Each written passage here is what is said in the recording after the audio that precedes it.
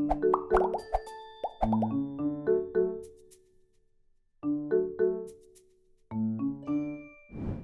I'm Sean. And I'm MJ, and today we're talking serving. Sean, what does serving look like for you? Good question. A few months ago, me and my friends, we headed up to Kerr Street Mission. It's a few minutes from here. Cool. Grabbed a bunch of groceries, and we spent an hour or so preparing a really nice and healthy meal, and we got to serve it to people who normally wouldn't have breakfast in their day-to-day. That's sweet. But it can look different for everybody. What about you? For me, serving may look like making my mom a cup of coffee in the morning, or helping my dad with a chore. Or even, I have this one friend right now that's going through a particularly hard time, and it just looks like making time for him and hanging out and encouraging him. Well, today's big idea is Jesus shows us how to serve. So let's see what that looks like.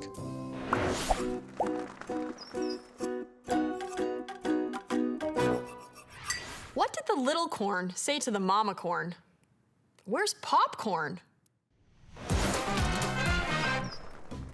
Hey everyone, Karmyn here. I remember when I was about 10 years old, I was trying to make pancakes for a big group of people. The problem was, they just stayed goopy and runny, and when I tried to flip them, it was just a big mess. So finally, someone came over and taught me this little trick. They said, don't flip the pancakes until you start to see bubbles. And guess what? It worked. Every time I flipped a pancake, it was beautiful and golden and brown, and I just learned such a simple lesson.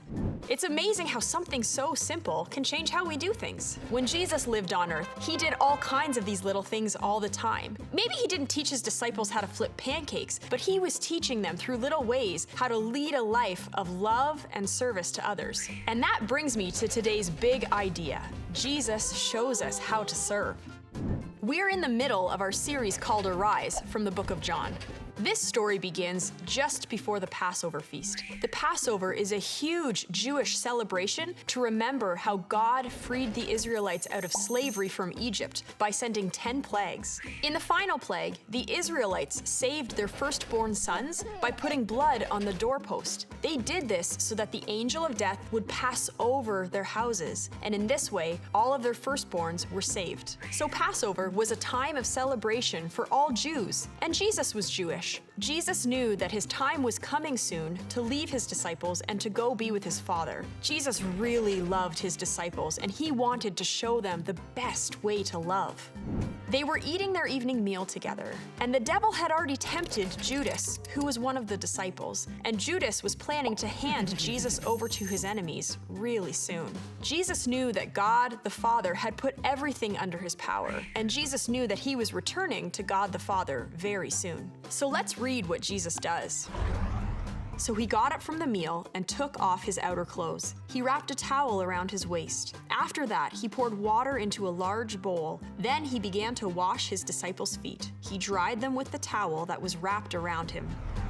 Now, this might seem a little strange, but in Jesus' time and culture, people would have always either been in bare feet or in sandals, and always walking through dusty, dirty ground with lots of animals walking by with no one to scoop their poop. And oftentimes, when a visitor entered your home, you would wash their feet as a way to greet them. In this story, it appears that no one had washed their feet yet. And so Jesus took on the role of a servant. He knelt down and he washed dirty, stinky feet of his disciples, even Judas, who was going to betray him. And when Jesus got to Peter, Peter said to him, "Lord, are you going to wash my feet too?" Jesus said, "You don't get what I'm doing, but you'll understand later." But Peter, because he was a super passionate and kind of stubborn guy, said to Jesus, "No, you'll never wash my feet." But Jesus answered, "Unless I wash you, you can't share life with me." So then Peter jumps to the other side of the argument and he says, "Lord, then not just my feet, wash my hands and my head too." And Jesus replied, "For those that have had a bath, they only need to wash their feet." Now when Jesus finished washing their feet, he put his outer clothes back on and found his spot back at the table. And then he said to them, "Do you understand what I have done for you?"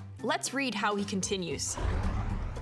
"You call me teacher and Lord. You are right. That is what I am. I, your Lord and teacher, have washed your feet. So you also should wash one another's feet. I have given you an example. You should do as I have done for you. What I'm about to tell you is true. A slave is not more important than his master, and a messenger is not more important than the one who sends him. Now you know these things, so you will be blessed if you do them."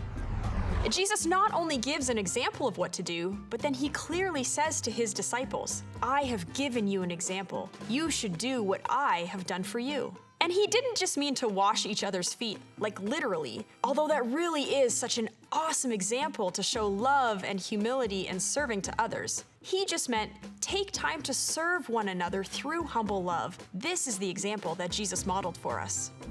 Sometimes we call this servant leadership, but other times we just call it loving and serving like Jesus. And you'll notice that he also says, "Now you know these things, go do them."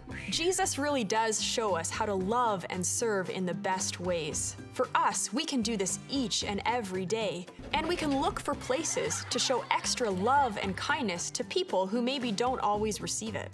When we love and serve like Jesus, it probably won't be in the big, grand gestures. It'll be in the everyday, simple, ordinary ways that we can show love to those around us. And this is how Jesus shows us how to serve. Well, friends, it's always so great to be together. Can't wait to see you next week. Quickly turn to the person next to you. And discuss the following questions. Question time. In this story, Jesus gave us an example of how to serve. What did he do? Served the disciples dinner, cleaned the disciples' rooms, washed the disciples' feet, or gave the disciples his lunch? Jesus tells his disciples to do what he has done for them for others. What is one way you can serve someone else?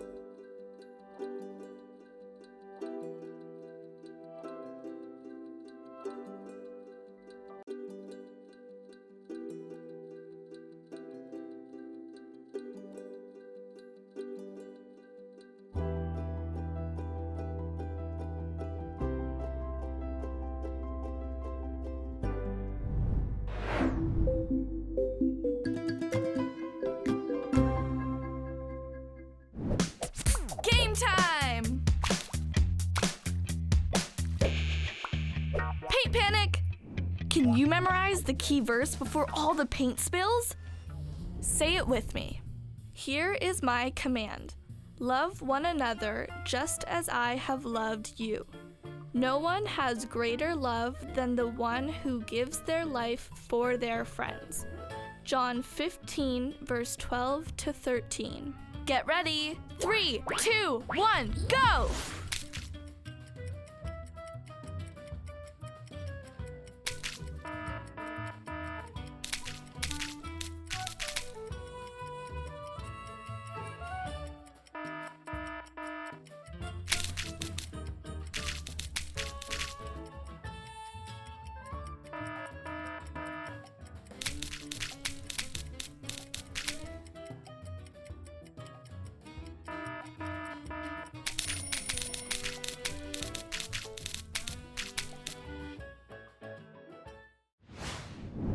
Jesus washed his disciples' feet, and he did it with love. And he uses that example to show us that we can serve others no matter who we are and no matter what it takes. Totally. What may seem like a small gesture actually had a huge impact on his disciples and transformed their view of serving. We asked Alicia to share with us why she decided to serve with an organization that ships medical supplies to people in need, and let's check out what she has to say.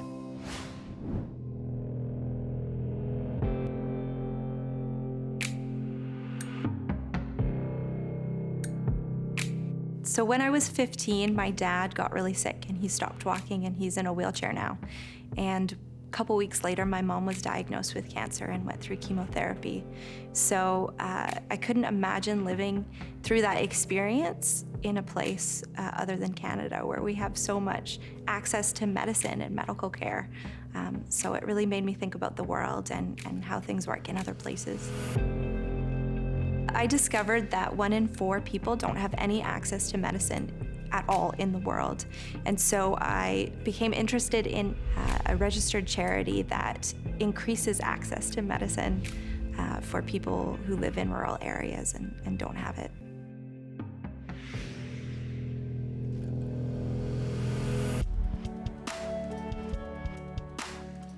HPIC sends medicine to over 50 countries every year by collecting donated pharmaceuticals from manufacturers and boxing it up to send with humanitarians on an airplane when they go to do medical missions work. So the volunteers come to the office and they have an orientation. They learn more about HPIC and the work they're doing internationally, and then they get to work. They put medicine into the boxes. They make sure the right medicine goes in, and they know that it's going to be used across the world to help people who have no medicine to make them well. I like to volunteer because it feels so good to be able to give back to our community. Knowing that we're packing medical supply to send in other countries just makes me feel so happy to do that.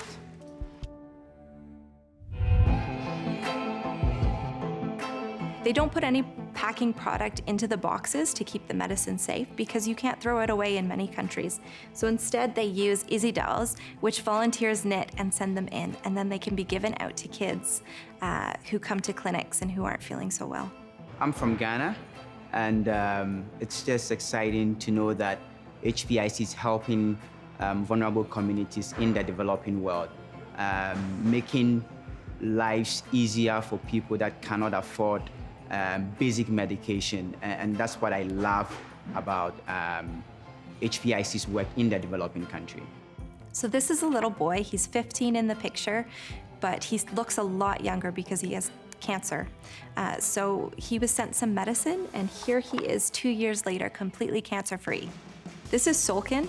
He was very sick and nothing seemed to work. None of the medicine worked, but the final medicine that was sent to him cleared his infection and he got to go home. We're very fortunate here in Canada. I've been in parts of the world where I see, in war-struck countries and developing nations where people are not as fortunate as we are. So it's my way of trying to give back in a way to this planet, for us as humanity. Through my company, I get an opportunity to volunteer through different programs, and I've always done that every year. This is my second time here at HPIC, and I really enjoyed it the last time I was here. We actually had a lot of fun. It was great for team building exercises as well. And just knowing that you're doing something for a better cause for humanity, really, not just for Canada.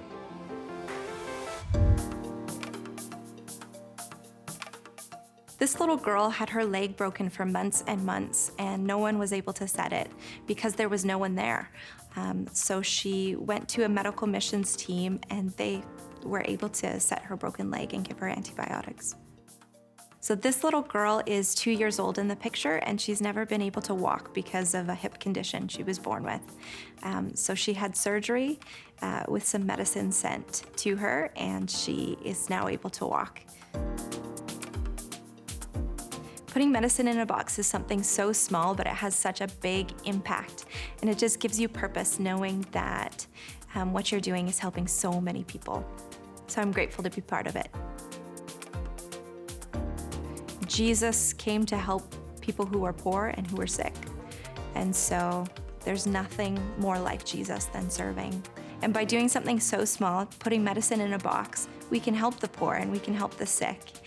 People who are way across the world who we can learn to have compassion for, just like Jesus did.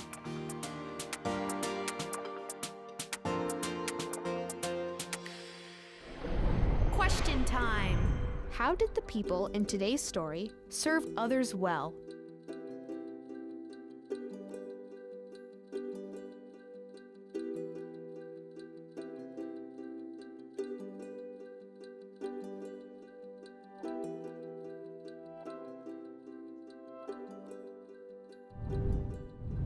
Is there some way that you are serving others in your life? If not, can you think of some ways that you could?